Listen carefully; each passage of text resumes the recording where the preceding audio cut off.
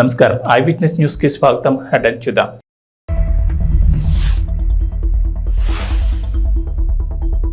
ఢిల్లీకి చంద్రబాబు కేంద్ర హోంమంత్రి అమిత్ షాతో పాటు పలువురు కేంద్ర మంత్రుల్ని కలిసే అవకాశం.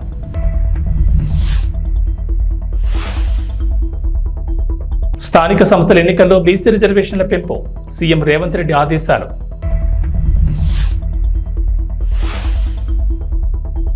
తెలంగాణలోని రహదారుల అభివృద్ధిపై స్పెషల్ ఫోకస్. జిల్లాలో రోడ్ల అభివృద్ధికి సహకరిస్తామన్న మంత్రి కోమటిరెడ్డి.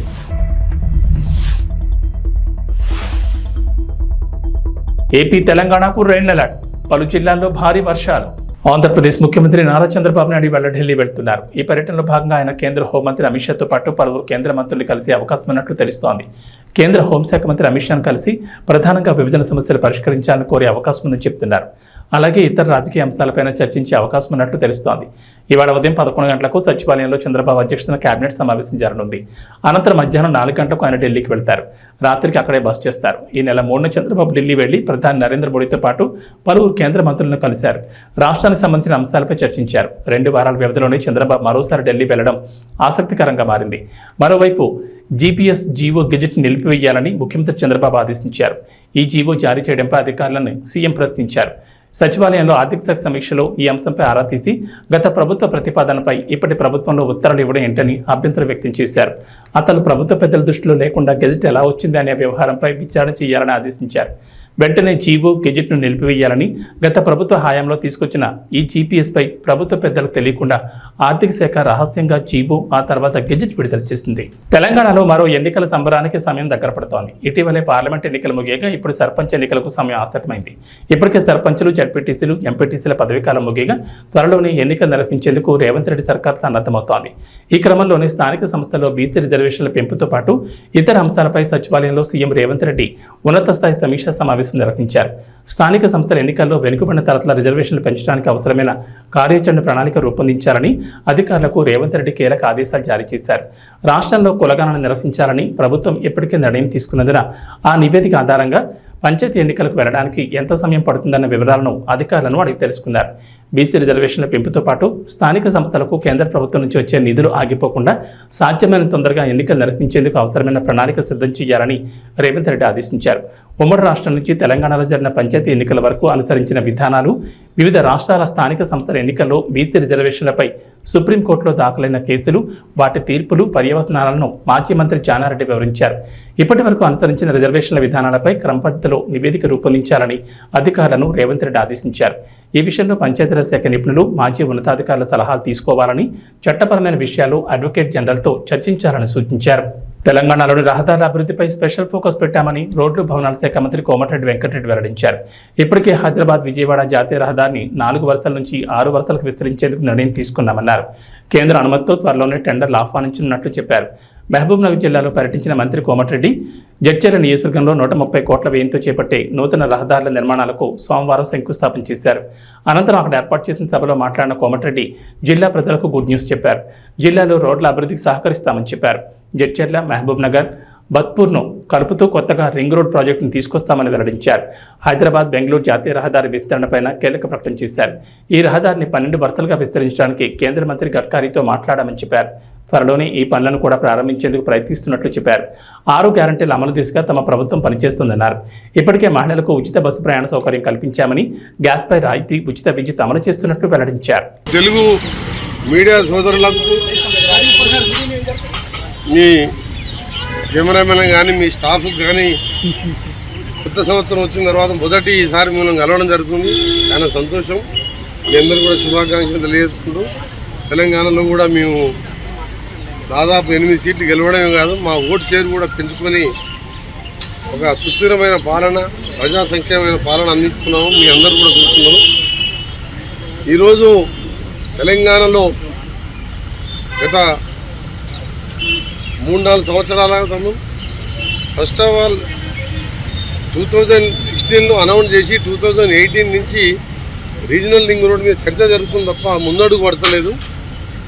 గత ప్రభుత్వం దాని మీద కొన్ని అనౌన్స్ చేసినప్పుడు యూటిలిటీ చార్జ్ కడదామని చెప్పి ఒప్పుకొని తర్వాత వాళ్ళు మేము కట్టామని చెప్పడం, నేషనల్ హైవే వాళ్ళు దాన్ని బ్యాక్ పోవడం, మళ్ళీ మా గవర్నమెంట్ వచ్చిన తర్వాత నేను వచ్చి గడ్కరీ గారి ఆనరబుల్ మినిస్టర్ గారిని కలిసి సీఎం గారు నేను ఇద్దరం కలిసి వారిని ఒప్పిస్తే వాళ్ళు యుటిలిటీ ఛార్జ్ కూడా మీరు కట్టే అవసరం లేదు మేమే కట్టుకుంటామని చెప్పి ముందుకు వచ్చి రావడం, దాన్ని వేగవంతం చేసే ప్రక్రియలో ఎలక్షన్ కోడ్ వచ్చినప్పుడు కొద్దిగా ఆలస్యమైంది. మేము అనుకున్న వర్క్స్ అందులో రీజనల్ రింగ్ రోడ్తో సహా హైదరాబాద్ విజయవాడ జాతీయ రహదారిని 6 లేన్లుగా మార్చే, అది ఒక దేశంలోనే ఎక్కువ ట్రాఫిక్ ఉన్న రోడ్డు, 60,000 వెహికల్స్ పర్ డే వస్తాయి. జిఎంఆర్ అనే సంస్థ టోల్ రోడ్ తీసుకొని యాక్చువల్గా 2024లోనే 6 లేన్గా కంప్లీట్ చేయాలి. కానీ వాళ్ళు వివిధ కారణాలు చూపిస్తూ కోర్టుకు వెళ్తూ దాన్ని 6 లేన్గా టేకప్ చేయలేదు. ఎన్నో యాక్సిడెంట్లు అయ్యి ఎంతోమంది చనిపోవడం, ఎంతోమంది హ్యాండిక్యాప్డ్ కావడం జరుగుతుంది. దాన్ని నేను ఎంపీగా ఉన్నప్పుడు ఆనరబుల్ మినిస్టర్ గడ్కరీ గారిని అడిగితే 375 కోట్లతో 17 యాక్సిడెంట్ స్పాట్ గుర్తించి 375 కోట్లు శాంక్షన్ చేయడం జరిగింది. శాంక్షన్ చేసిన తర్వాత 2 సార్లు జిఎంఆర్ వారు కోర్టుకు పోయింది. మళ్ళీ దాన్ని క్యాన్సిల్ చేస్తే 3rd టైం మళ్ళీ టెండర్ పిలిచి నిన్ననే పనులు కూడా ప్రారంభించిన సంగతి మీ అందరికీ తెలుసు. అవి కూడా డిసెంబర్ లోప టెంపరీ రిలీఫ్ అట్లీస్ట్ యాక్సిడెంట్ తక్కువ చేస్తూ హైదరాబాద్ను విజయవాడని వెంటనే 6 లేన్గా చేయాలని చెప్పి ఈరోజు నేను మా ఈఎన్సీ గారు గణపతి రెడ్డి గారు ఇంకా మిగతా అధికారులతో కలిసి మినిస్టర్ గారిని చెప్పడం జరిగింది. త్వరలోనే దాని మీద మీటింగ్ పెట్టి దాన్ని పరిష్కరిస్తామని చెప్పి వారు హామీ ఇవ్వడం జరిగింది. రీజనల్ రింగ్ రోడ్ కూడా దాన్ని సపరేట్గా మీటింగ్ పెడతాను, దాన్ని కూడా రివ్యూ చేద్దామని చెప్పి వారు చెప్పడం జరిగింది. దాంతోపాటు 16 రోడ్లు గత 3-4 సంవత్సరాలుగా పోయిన మా రాష్ట్ర ప్రభుత్వం పట్టించుకోకపోగా కేంద్ర ప్రభుత్వం మీద వాళ్ళు ఒత్తిడి తీసుకురావడం కానీ వాళ్ళని కలవడంగా చేయకపోతే ఆ రోడ్లు పెండింగ్ ఉన్న ఇంపార్టెంట్ రోడ్స్ లిస్టు 16 లిస్టు మీకు ఇస్తాం. మీరు ఆ లిస్టు దాన్ని కూడా కొత్త నేషనల్ లెవెల్గా మార్చి సక్సెస్ 3వసారి మళ్ళా సర్ఫేస్ ట్రాన్స్పోర్ట్ మినిస్టర్ అయిన వారిని వెంకటేశ్వర స్వామి మూర్తి విగ్రహంతో సన్మానించడం జరిగింది. తెలంగాణ ప్రభుత్వం తరఫున R&B శాఖ తరఫున నేషనల్ హైవే నిధులు ఎక్కువ ఇవ్వాలని, అలాగే వారు కూడా ఆరోగ్యంగా ఉండాలని వారి సహకారం కోరడానికి రావడం జరిగింది. కొన్ని విషయాలు బ్రీఫ్గా అంతమంది ఉన్న ముఖ్యమంత్రి గారు వేరే వాళ్ళు ఇంకా చాలా మంది విచారుతున్నా 20 నిమిషాల పాటు మాట్లాడి కొన్ని ఆదేశాలు కూడా ఇవ్వడం జరిగింది. మొదటి మీటింగ్లోనే 3వసారి ఈశ్వర్ మళ్ళా ట్రాన్స్పోర్ట్ హైవేస్ మినిస్టర్ కావడం తప్పకుండా నాకు నమ్మకం ఉన్నది. వచ్చే 3 సంవత్సరాల్లోనే రీజనల్ రింగ్ రోడ్తో సహా హైదరాబాద్ విజయవాడ జాతీయ రహదారి కూడా మా ముఖ్యమంత్రి గారు నేను ఇద్దరం కేంద్రం మీద ఒత్తిడి తీసుకొచ్చి మా ఎంపీల సహకారంతో పూర్తి చేస్తాం. పాలిటిక్స్ విషయం రేపు 5-6 సంవత్సరాల క్రితం స్టార్ట్ అయ్యి ఇప్పటికీ 40% పనులు మాత్రం పూర్తి అయింది. దాని మీద కూడా మంత్రి గారు వస్తే వారు అక్కడ ఉన్న అధికారులకు ఆదేశాలు ఇచ్చిండ్రు, టర్మినేట్ చేసి కొత్త టెండర్ పిలిచి వెంటనే పూర్తి చేయాలని చెప్పి మంత్రి గారు హామీ ఇవ్వడం కాదు, ఆదేశాలు ఇచ్చినందుకు మా రాష్ట్ర ప్రభుత్వం తరఫున ముఖ్యంగా ఉప్పల్ నుంచి గట్కేసర్ వరంగల్ పోయే రోడ్, అది యాదగిరి రూటకు పోయే రోడ్డు, లక్షలాది మంది పోయే రోడ్, అది మంత్రి గారు ఎమ్మడే స్పందించి అధికారులు ఆదేశించినందుకు మా రాష్ట్ర ప్రభుత్వం తరఫున మా ముఖ్యమంత్రి గారి తరఫున నా తరఫున మంత్రి గారికి ధన్యవాదాలు తెలియజేస్తున్నాం. ఇంకా కూడా మిగిలిన విషయాలన్నీ కూడా త్వరలోనే పిలిపించుకొని రివ్యూ చేసుకొని పూర్తిగా తెలంగాణకు సహకరిస్తామని చెప్పి మంత్రి గారు ఉక్రెయిన్తో యుద్ధాన్ని ముగించేలా రష్యా అధినేత వ్లాదిమిర్ పుతిన్తో మాట్లాడాలని భారత్కు అగ్రరాజ్యం అమెరికా విజ్ఞప్తి చేసింది. ఈ వివాదానికి శాశ్వత పరిష్కారం లభించేలా కృషి చేయాలని కోరింది. భారత్ రష్యా బంధం సుదీర్ఘమైందని ఈ సందర్భంగా గుర్తు చేసింది. ఈ క్రమంలో మాస్కో కాయు మధ్య జరుగుతున్న యుద్ధానికి ముగింపు పలికేలా భారత్ జోక్యం చేసుకోవాలని కోరింది. ఇందుకు తన దీర్ఘకాల సంబంధాన్ని ఉపయోగించుకోవాలని సూచించింది. ఈ మేరకు అమెరికా స్టేట్ డిపార్ట్మెంట్ ప్రతినిధి మాథ్యూ మిల్లర్ సోమవారం విలేకరుల సమావేశంలో మాట్లాడుతూ ఢిల్లీ మాస్కోల మధ్య బలమైన సంబంధాలున్నాయన్నారు. ఈ నేపథ్యంలో యుఎన్ చార్టర్ను గౌరవించాలని పుతిన్కి చెప్పాలని కోరారు. పుతిన్ చట్టవిరుద్ధమైన యుద్ధం చేస్తున్నారని ఆరోపించారు. ఉక్రెయిన్ ప్రాదేశిక సమగ్రతను, సార్వభౌమత్వాన్ని గౌరవించమని పుతిన్కి సూచించాలని మిల్లర్ పేర్కొన్నారు. ఆంధ్రప్రదేశ్లో కూటమి ప్రభుత్వం ఎన్నికల సమయంలో ఇచ్చిన హామీలను ఒక్కొక్కటిగా అమలు చేస్తోంది. ఇప్పటికే పలు పథకాలను అమలు చేయగా మరికొన్ని అమలు చేసేందుకు సిద్ధమవుతున్నాయి. తాజాగా ఎస్సీ, ఎస్టీ, డ్వాక్రా మహిళలకు సంబంధించి ప్రభుత్వం కీలక నిర్ణయం తీసుకుంది. ఉన్నతి పథకం కింద డ్వాక్రా మహిళలకు ఇచ్చే వడ్డీ లేని రుణాలు పరిమితి 5 లక్షలకు పెంచారు. మొన్నటి వరకు ఈ పథకం కింద వారికి ఇచ్చే 0 వడ్డీ రుణాల పరిమితి 2 లక్షలు ఉంది. ఇప్పుడు దాన్ని 5 లక్షలకు పెంచింది. మహిళల జీవనోపాధి కింద ఒక్కొక్కరికి కనిష్టంగా 50,000 నుంచి గరిష్టంగా 5 లక్షల వరకు వడ్డీ లేని రుణాన్ని ఇస్తారు. డ్వాక్రా మహిళలు ఈ రుణాన్ని వాయిదా రూపంలో తిరిగి చెల్లిస్తారు. 2024-25 ఏడాదికి సంబంధించి 250 కోట్లు రుణంగా ఇవ్వాలని అధికారులు టార్గెట్గా పెట్టుకున్నారు.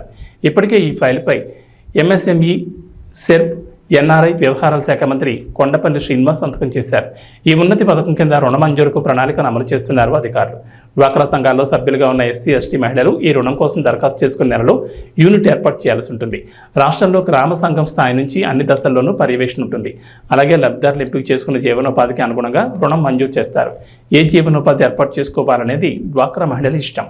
తెలంగాణ మాజీ ముఖ్యమంత్రి బీఆర్ఎస్ అధినేత కేసీఆర్ దాఖలు చేసిన పిటిషన్పై ఈరోజు సుప్రీంకోర్టులో విచారణ జరగనుంది. ఛత్తీస్గఢ్తో విద్యుత్ ఒప్పందాలు, యాదాద్రి, భద్రాద్రి విద్యుత్ ప్లాంట్ల నిర్మాణాల్లో అక్రమాలపై విచారణ కోసం తెలంగాణ ప్రభుత్వం జస్టిస్ నరసింహారెడ్డి కమిషన్ నియమించింది. విచారణకు హాజరు కావాలని ఈ కమిషన్ కేసీఆర్కు సమన్ ఇచ్చింది. జస్టిస్ నరసింహారెడ్డి కమిషన్ ఇచ్చిన సమన్లపై కేసీఆర్ సుప్రీంకోర్టులో పిటిషన్ దాఖలు చేశారు. కమిషన్ తనకిచ్చిన సమన్లపై ఈ నెల 1వ తేదీన హైకోర్టు ఇచ్చిన తీర్పును కేసీఆర్ అత్యున్నత న్యాయస్థానంలో సవాల్ చేశారు. ఈ పిటిషన్ను విచారణకు స్వీకరించిన న్యాయస్థానం ఈ రోజు విచారణ జరుపుతానని తెలిపింది. నిన్న సీనియర్ న్యాయవాది అందుబాటులో లేకపోవడంతో మొదట కేసీఆర్ తరపు న్యాయవాది మోహిత్ రావు పాస్ ఓవర్ కోరారు. ఆ తర్వాత కోర్టు పనివేళలు ముగిసిన సమయానికి కేసు విచారణకు రావడంతో రేపు విచారిస్తామని సీజీఐ జస్టిస్ చంద్రచూడ్ తెలిపారు. కర్నూలు జిల్లా ఎస్పీగా గరికపాటి బిందు మాధవ్ బాధ్యతలు స్వీకరించారు. మొదటగా ఏఆర్ సిబ్బందితో గౌరవ వందనం స్వీకరించారు. బాధ్యతలు స్వీకరించిన బిందు మాధవ్ కుటుంబ సమేతంగా పురోహితుల ఆశీస్సులు అందజేశారు. ఈ సందర్భంగా జిల్లా ఎస్పీ మాట్లాడుతూ కర్నూలు జిల్లా ఎస్పీగా రావడం తనకు చాలా సంతోషంగా ఉందని, ఈ అవకాశం కల్పించిన రాష్ట్ర ముఖ్యమంత్రికి, రాష్ట్ర డీజీపీకి ప్రత్యేక ధన్యవాదాలు తెలియజేస్తున్నామన్నారు. జిల్లాలో శాంతి భద్రతల పర్యవేక్షణ లక్ష్యంగా పటిష్ట చర్యలు చేపడతామన్నారు. ప్రజలకు సేవలు అందించేందుకు ఎల్లప్పుడూ అందుబాటులో ఉంటామన్నారు. మహిళల భద్రతకు, మహిళలపై జరిగే నేరాలపై ప్రత్యేక చర్యలు తీసుకుంటామన్నారు. 100 రోజుల కార్యాచరణ ప్రణాళికలో గంజాయి నిర్మూలనకు చర్యలు తీసుకుంటున్నామన్నారు. సైబర్ నేరాలు మరియు దొంగతనాలపై ప్రత్యేక దృష్టి సారిస్తామన్నారు. ఫ్యాక్షన్ ప్రభావిత గ్రామాల్లో ప్రత్యేక నిఘా ఉంచుతామన్నారు. అన్ని ప్రభుత్వ శాఖల సహకారం, సమన్వయంతో కలిసి పనిచేస్తామన్నారు. సమస్యతో వచ్చిన ప్రతి ఒక్క బాధితుడికి తక్షణ పరిష్కారం అందేలా కృషి చేస్తామన్నారు. జిల్లా పోలీసులను అప్రమత్తం చేసి నేరాల నివారణకు గట్టి చర్యలు తీసుకుంటామన్నారు. ట్రాఫిక్ సమస్యను పరిష్కరిస్తామన్నారు. సీసీ కెమెరాల నిఘాను బలోపేతం చేస్తామని, జిల్లా పోలీస్ శాఖకు జిల్లా ప్రజలు మరియు మీడియా వారు తమ వంతు సహకారం అందించాలని కోరుకుంటున్నామన్నారు.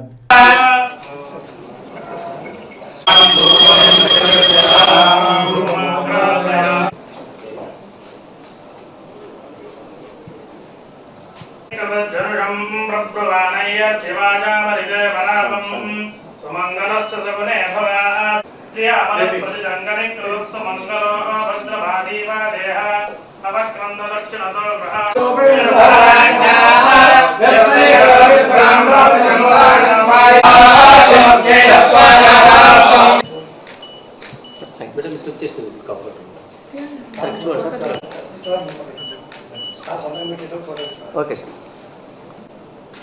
ఓకే సార్, కొద్దిగా private. Okay sir.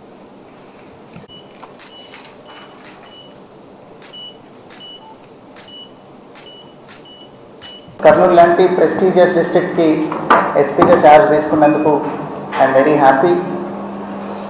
Honourable CM sir అట్లనే డీజీపీ సార్కి ఈ ఆపర్చునిటీ ఇచ్చినందుకు ఐఎమ్ వెరీ థ్యాంక్ఫుల్. అట్లనే కర్నూలులో జనరల్ ఫోకస్ ఏరియాస్ ఏంటి అనేది అది క్రైమ్ రివ్యూ తర్వాత I will be able to know, దాని మీద మాట్లాడతాను. But generally my aim would be to control crime against women, అట్లనే marginalise sections of the society, అట్లనే మైనారిటీస్, వీళ్ళందరి మీద క్రైమ్ని కంట్రోల్ చేయడం విల్ బి మై ప్రయారిటీ.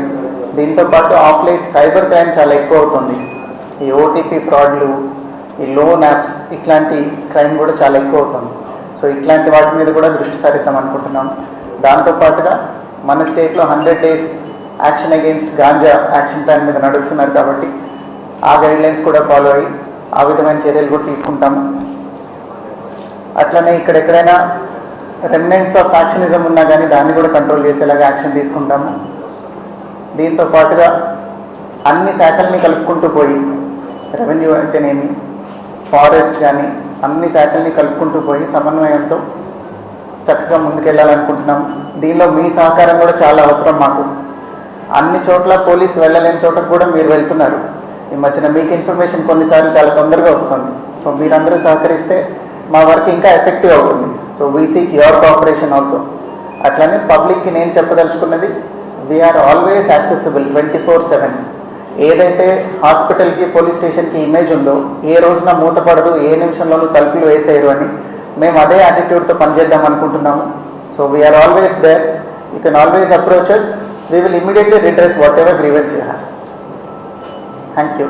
ఉమ్మడి కూటమి అధికారంలోకి రావాలనే ఆశయంతో ప్రకాశం జిల్లా పెద్ద దోర్నాల దిగువ శ్రీశైలం నుంచి తిరుమల దేవస్థానం వరకు పాదయాత్ర చేస్తున్నామని జనసేన పార్టీ నాయకులు దాసరి వెంకటేష్ యాదవ్, పి రమేష్ యాదవ్ అన్నారు. పాదయాత్ర చేస్తున్న ఈ నేపథ్యంలో కడప జిల్లా పోరుమామిడి వరకు చేరుకున్నారు.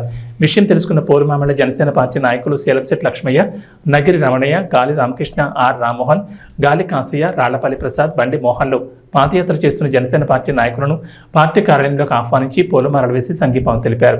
ఈ సందర్భంగా పోరుమామిడి మండలానికి చెందిన సేలంశెట్టి లక్ష్మి మాట్లాడుతూ ఉమ్మడి కూటమి ప్రభుత్వం అధికారంలోకి రావాలని ప్రకాశం జిల్లా దోర్నాల నుంచి తిరుమల దేవస్థానం వరకు చేస్తున్న పాదయాత్రకు సంఘీభావం తెలుపుతున్నామని జనసేన పార్టీ తరఫున అభినందనలు తెలిపారు.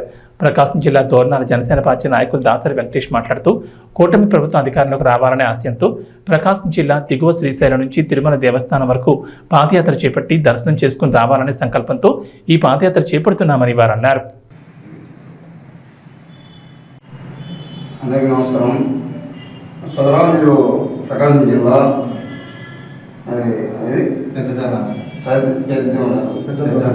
మీరు వచ్చారు. మీ ఆశయం ఏంటి? ఎందుకు పాదయాత్ర చేస్తున్నారు? మీ ఆశయం ఎందుకు పాదయాత్ర ఎందుకు కోరుతున్నారు? పోయేదానికి మీ ఆశయం తెలియవచ్చు. అందరికీ నమస్కారం. టీడీపీ నాయకులకి, జనసేన నాయకులకి, కార్యకర్తలకు అందరికీ పేరుపేరున ధన్యవాదాలు. రాష్ట్రంలో ఎన్డీఏ కూటమి భారీ విజయం సాధించారు. దాంతోపాటు భారీ విజయం టీడీపీ అధ్యక్షుడు చంద్రబాబు నాయుడు గారు సీఎంగా కావాలని, అలాగే జనసేన అధ్యక్షుడు పవన్ కళ్యాణ్ గారు డిప్యూటీ సీఎం అవ్వాలని మా కోరిక మేరకు మేము తిరుమల వెంకటేశ్వర స్వామికి మొక్కున్నాము. వాళ్ళిద్దరూ అసెంబ్లీలో అడుగు పెడితే మేము పాదయాత్ర చేస్తామని మా పెద్దనాన్న గ్రామం నుంచి, అలాగే మేము అనుకున్నట్టుగానే చంద్రబాబు నాయుడు గారు సీఎం అయినారు. అలాగే పవన్ కళ్యాణ్, జనసేన అధ్యక్షుడు పవన్ కళ్యాణ్ గారు డిప్యూటీ సీఎం అయినందుకు గాను మా పెద్దనాన్న గ్రామం నుంచి తిరుమలకి పాదయాత్రగా బయలుదేరి ప్రస్తుతం పోరుమామల గ్రామానికి చేరుకున్నాం. పోరుమామల గ్రామంలో జనసేన నాయకులు, కార్యకర్తలు మమ్మల్ని స్వాగతించి వాళ్ళు సత్కరించి నందుకు జనసేన నాయకులకి ధన్యవాదాలు. ఆనాడు టీడీపీ అయితేమి, జనసేన అయితేమి, బీజేపీ అయితేమి మన పవన్ కళ్యాణ్ పిలుపు మేరకు ఆశయంతో, అదే ఆశయంతో మన సోదరులు కష్టపడి పనిచేసేందుకు వాళ్ళ ఫలితం దక్కినందువల్ల ఈ రేపు పాదయాత్ర మొదలుపెట్టిండ్రు. ప్రకాశం జిల్లా దోర్నాల నుంచి మొదలుపెట్టి ఇప్పుడు ఈ 10 చేరుకోవడం జరిగింది. వాళ్ళ ఆశయం నెరవేరినందుకు మేము కూడా వాళ్ళకు మనస్ఫూర్తిగా ధన్యవాదాలు చెప్తున్నాం. ఆ ఏడుకొండ స్వామి ఉండడు అనేది ఇది ఒక నిదర్శనం. కానీ ఆ ఏడుకొండ వాడు ఏదైతే ముక్కున్నామో అన్నీ నిలబడతాయని అందరికీ తెలుసు. మేము కూడా గతంలో పాదయాత్ర చేసాం. మేము కూడా త్వరలో పోవాలా. అది ఎప్పుడు పోవాలో ఆయనే పిలిపించుకుంటూ పోగలుగుతాము. ఈ కూటమిలో పవన్ కళ్యాణ్ ఏదైతే ఓటు శివుడు అనే భాగంలో ఏదైతే చెప్పాడో ఆనాడు ఆ ఆశయం నెరవేరింది. కాబట్టి జనసేన ఎక్కడైతే అభ్యర్థులు నిలబెట్టిందో వాళ్లకు అందరూ సహకరించి గెలిచినందుకు, అట్టనే సన్మానాలు ఎక్కడైతే మొత్తం కూటమి అభ్యర్థులు ప్రతి చోట బీజేపీ అయితే, జనసేన అయితే కూటమిలో భాగంగా గెలిచినందుకు సందర్భంగా ఆనాడు ఏడుకొండ స్వామిని ముక్కునేది. కాబట్టి వాళ్ళు ముక్కు నెరవేర్చినందుకు ఆ ఏడుకొండ స్వామి గారికి పాదయాత్ర అంటే ఆశయమాశ కాదు. దోర్నాలు అంటే ప్రకాశం జిల్లా దోర్నాలు ఉమ్మడి కూడా 300 కిలోమీటర్లు పాదయాత్ర చేసిన మన సోదరులకు మనస్ఫూర్తిగా జనసేన తరఫున, మా నాయకుడు పవన్ కళ్యాణ్ తరఫున వాళ్ళు కూటమిలో భాగంగా వీళ్ళకు మంచి జరగాలని, ప్రజలకు మంచి జరగాలని ఏడుకున్నవన్నీ మేము మా నాయకుల తరఫున మేము తెలిసి ఉంచి నమ్ముకుంటున్నాం. కూటమిలో భాగంగా ప్రతి ఒక్కరికి న్యాయం జరిగే విధంగా ఉండాలని మన సోదరులు కూడా అజ్ఞాయ ఏడుకొండ స్వామి ఎలగలో ఉంటారని నేను మనస్ఫూర్తి కోరుకుంటే జై జనసేన, జై Janasena. Icon star Allu Arjun much awaited movie Pushpa 2 the rule Sukumar దర్శకత్వం వహిస్తున్న ఈ చిత్రంలో రష్మిక మందన హీరోయిన్ గా నటిస్తోంది. ఫహాద్ ఫాజిల్, రావు రమేష్, సునీల్, అనసూయ వంటి నటీనటులు ఈ చిత్రంలో కీలక పాత్రలో పోషిస్తున్నారు. దేవిశ్రీ ప్రసాద్ మ్యూజిక్ అందిస్తున్న ఈ చిత్రం డిసెంబర్ 6న గ్రాండ్ గా రిలీజ్ కానుంది. అయితే ఆగస్టు 15న సినిమా రిలీజ్ చేస్తామని మూవీ టీం ప్రకటించినప్పటికీ షూటింగ్ భారీగా బ్యాలెన్స్ ఉండడంతో వాయిదా వేయక తప్పలేదు. అయితే తాజాగా ఈ సినిమా షూటింగ్ పై కొంత రూమర్స్ వినిపిస్తున్నాయి. అవేంటంటే పుష్ప 2కి ఇంకా 30 రోజుల పైగా షూటింగ్ బ్యాలెన్స్ ఉన్నట్లు టాక్. ప్రస్తుతానికైతే షూటింగ్ బ్రేక్ ఇచ్చింది మూవీ టీం. దీంతో అల్లు అర్జున్ తన ఫ్యామిలీతో కలిసి 2-3 వారాల వెకేషన్ కూడా వెళ్ళొచ్చారు. ఈ సందర్భంగా బన్నీ లుక్ చూసి ఫ్యాన్స్ కూడా అవాక్కయ్యారు. ఎందుకంటే పుష్ప 2లో బన్నీ గడ్డంతో కనిపించాల్సి ఉంది. దీనికోసమే 2 ఏళ్లుగా గడ్డం లుక్ను అలా మెయింటైన్ చేస్తూ వచ్చారు. కానీ రీసెంట్గా కనిపించిన లుక్లో గడ్డం తీసేశారు అల్లు అర్జున్. దీంతో పుష్ప 2 షూటింగ్ ఇప్పుడిప్పుడు మొదలయ్యే అవకాశం లేదని ఫ్యాన్స్ ఫిక్స్ అయిపోయారు. మరి ఇది ఎప్పుడు మొదలవుతుందో, 30 రోజుల షూటింగ్ ఎప్పుడు పూర్తవుతుందో చూడాలి. టీమిండియా మాజీ క్రికెటర్లు యువరాజ్ సింగ్, హర్భజన్ సింగ్, సురేష్ రైనాలు చిక్కుల్లో పడ్డారు. World championship of legends 2024 title సాధించిన తర్వాత జరుపుకున్న సెలబ్రేషన్స్ వివాదాస్పదంగా మారాయి. దీంతో సోషల్ మీడియాలో వీరిపై విమర్శలు వ్యక్తమవుతున్నాయి. దేశం మొత్తం హీరోలుగా భావించే మీరు దివ్యాంగులను అవమానపరిచేలా వ్యవహరించడం కరెక్టేనా అనే ప్రశ్నలు తలెత్తున్నాయి. ఇటీవల జరిగిన వరల్డ్ ఛాంపియన్షిప్ ఆఫ్ లెజెండ్స్ 2024 ఫైనల్లో యువరాజ్ సింగ్ సారథ్యంలో ఇండియా ఛాంపియన్స్ జట్టు పాకిస్తాన్ ఛాంపియన్స్ జట్టును ఓడించింది. ఈ విజయం దక్కడంపై టీమిండియా మాజీ ప్లేయర్లు సంతోషం వ్యక్తం చేశారు. తమదైన శైలిలో సంబరాలు జరుపుకున్నారు. సంబరాల్లో భాగంగా యువరాజ్ సింగ్, హర్భజన్ సింగ్, సురేష్ రైనాలు బాలీవుడ్ చిత్రం బ్యాడ్ న్యూస్లోని తౌబా తౌబా హుక్ స్టెప్ను ఇమిటేట్ చేస్తూ వీడియో చేశారు. ఇందులో వారు నడుము పట్టుకుని కుంటుకుంటూ నడుస్తూ యాక్ట్ చేశారు. ఈ వీడియోను సోషల్ మీడియాలో పంచుకున్న ఈ ప్లేయర్లు 15 రోజుల లెజెండ్స్ క్రికెట్ తర్వాత మా శరీరాలు కూడా తౌబా తౌబా అయ్యాయి, నొప్పులు ఎక్కువైపోయాయి, ఇది మా ప్రస్తుత పరిస్థితి తెలిపే తౌబా తౌబా అంటూ రాసుకొచ్చారు. ఈ వీడియోను బ్యాడ్ న్యూస్ చిత్రంలోని నటులు విక్కీ కౌశల్, కరణ్కు ట్యాగ్ చేశారు. ఇక్కడే అసలు వివాదం మొదలైంది. ఇక వాతావరణ విషయానికి వస్తే తెలంగాణకు హైదరాబాద్ వాతావరణ కేంద్ర అధికారులు రెయిన్ అలర్ట్ జారీ చేశారు. ప్రస్తుతం రాష్ట్రంపై నైరుతి రుతుపవనాలు చురుగ్గా కదులుతున్నట్లు వెల్లడించారు. రుతుపవనాలతో పాటు ద్రోణి ప్రభావంతో రాష్ట్రంలో నేటి నుంచి రానున్న 3 రోజుల పాటు వర్షాలు కురుస్తాయని చెప్పారు. వాయువ్య బంగాళాఖాతంలో 19న అల్పపీడనం ఏర్పడే అవకాశం ఉన్నట్లు అధికారులు అంచనా వేశారు. కొన్ని జిల్లాల్లో అతి భారీ వర్షాలు, మరికొన్ని జిల్లాల్లో భారీ వర్షాలు కురుస్తాయని చెప్పారు. ములుగు, భద్రాద్రి కొత్తగూడెం, వరంగల్, మహబూబాబాద్, హనుమకొండ, మంచిర్యాల, జయశంకర్, భూపాలపల్లి జిల్లాలు ఇవాళ భారీ వర్షాలకు ఛాన్స్ ఉందన్నారు. ఈ మేరకు ఆయా జిల్లాలకు ఎల్లో అలర్ట్ జారీ చేశారు. ఆంధ్రప్రదేశ్లో వర్షాలు కొనసాగుతున్నాయి. బంగాళాఖాతంలో అల్పపీడన ప్రభావంతో రాష్ట్ర వ్యాప్తంగా ఎడతెరిపి లేకుండా వర్షాలు పడుతున్నాయి. గత 2 రోజులుగా ముసురు వాతావరణం కనిపిస్తోంది. ఈ నెల 19న పశ్చిమ మధ్య వాయువ్య బంగాళాఖాతంలో మరో అల్పపీడనం ఏర్పడే అవకాశం ఉందని అంచనా వేస్తున్నారు. ఈ ప్రభావంతో రాబోయే 5 రోజుల్లో రాష్ట్రంలో విస్తారంగా వర్షాలు కురుస్తాయని వాతావరణ శాఖ అంచనా వేస్తోంది.